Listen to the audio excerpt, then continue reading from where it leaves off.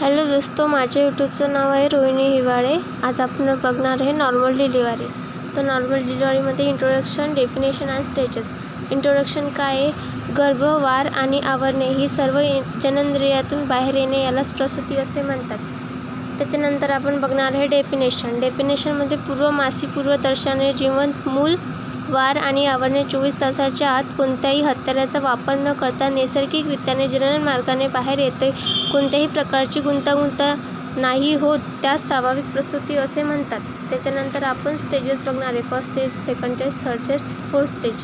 तर पहिली स्टेजमध्ये काय आहे की या अवस्थेमध्ये सर्व्हिक्सचे प्रसरण होते म्हणून याला सर्व्हायकल स्टेजमध्ये असे म्हणतात। कालावधी काय आहे? सर्व्हिक्सचे पूर्ण डायलेशन होते, त्याला आपण फर्स्ट स्टेज असे म्हणतो।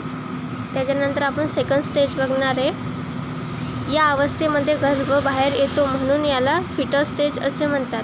त्याचे कालावधी काय आहे की फुल डायलेशन झाल्यापासून गर्भ बाहेर येईपर्यंतचा काळ, त्याला आपण सेकंड स्टेज असे म्हणतो। आता थर्ड स्टेजमध्ये काय? या स्टेजमध्ये प्लॅसेंटा व मेम्ब्रेन बाहेर येते म्हणून याला प्लॅसेंटा स्टेज असे म्हणतात।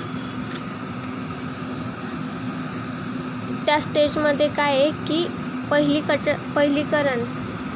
फोर्थ स्टेजमध्ये काय आहे की हे पहिलीकरण आणि बहुप्रसावीमध्ये सारखीच असते। प्रसूती झाल्यानंतर 2 तासाच्या मधील निरीक्षण म्हणजे चौथे स्टेज होय। माझा व्हिडिओ आवडला असेल तर प्लीज माझ्या चॅनलला लाईक आणि सबस्क्राईब करा।